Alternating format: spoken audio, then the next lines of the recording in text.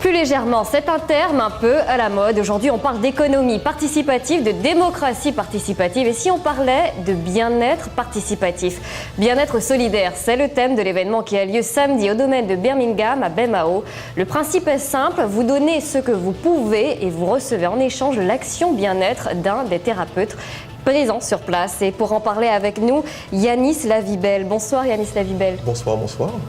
Alors déjà, on va parler de l'événement. Quels sont les autres thérapeutes qui seront présents sur place ? Alors sur place, en fait, on aura du shiatsu, on aura également de la sonothérapie, on aura du quantum touch et on aura toute une pléiade de thérapeutes qui vont pouvoir justement mener des actions de bien-être vis-à-vis des personnes qui seront présentes ce jour-là. Mais justement, pourquoi bien-être solidaire ?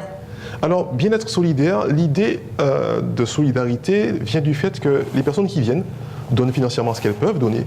Et derrière, en fait, elles vont recevoir donc une action bien-être qui va leur faire du bien.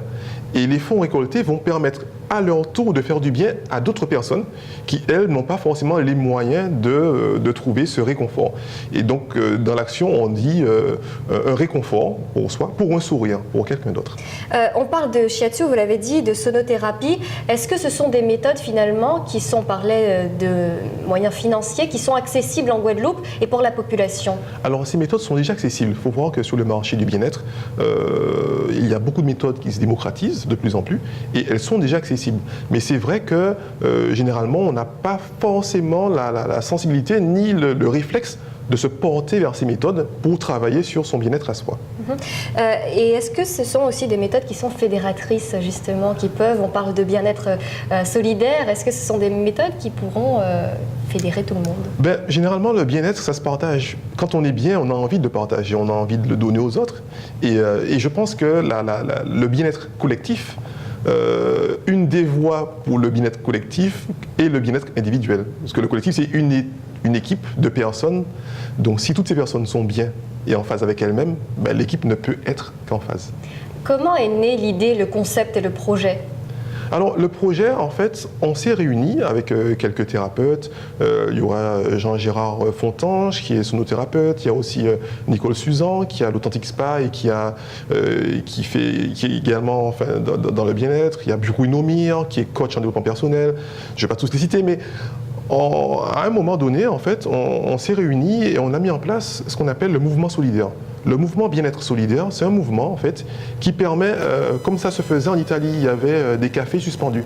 C'est-à-dire que vous venez, vous prenez un café et vous décidez de laisser un café suspendu. Donc quelqu'un, en toute discrétion, peut passer après et demander le café suspendu sans qu'on ne voit qu'il est dans le besoin ou autre. Et c'est un peu ce principe qui est vieux, qu'on a essayé de réappliquer dans le bien-être. On parle aussi également d'accompagnement du bonheur. Quelle est la définition que vous attribuez au mot bonheur ? Justement, le mot bonheur, il n'y en a pas. Il n'y a pas vraiment de définition spécifique. Moi, mais il existe quand même, donc il faudrait... J'aime pas globaliser. Le bonheur, il y a des bonheurs. Il y a des bonheurs. Et on a chacun notre bonheur. Et l'accompagnement au bonheur, c'est vraiment permettre aux personnes de se rendre compte des comportements qu'il faudrait qu'elles aient pour accéder à leur propre bonheur et non pas un bonheur générique qu'on pourrait vendre, etc. Pour revenir aux professionnels qui seront présents samedi, aux professionnels des méthodes bien-être, ils ont accepté comme ça de jouer le jeu et finalement de faire du bénévolat, je dirais ? Ils ont accepté dans la mesure où, après, vous me direz qu'il y a peut-être d'autres personnes qui agissent de manière différente, mais je parle de ce que je pratique. Moi, le bien-être, en ce qui me concerne, c'est une passion. Donc je me réveille le dimanche matin à 6h pour discuter avec des gens, recevoir des gens. Je n'ai plus de notion de temps en fait. Donc c'est vraiment une passion et autour de moi, j'ai rencontré des gens qui étaient animés par cette même passion. La volonté de faire du bien, de se faire du bien à soi et éventuellement de faire du bien à d'autres personnes. Voilà. Donc du coup, on ne parle même pas de bénévolat dans la mesure où ce bien-être propagé, non pas seulement par nous, par les gens qui le reçoivent, les gens qui en font d'autres en bénéficier, permettra forcément de l'étendre à toute l'île, voire de rayonner ailleurs, pourquoi pas. Merci infiniment Yanis Lavibel d'avoir répondu à nos questions. Merci à vous, bonne soirée. Merci. Voilà, c'est la fin de cette édition. Passez une belle soirée avec les programmes de TV et merci de votre fidélité.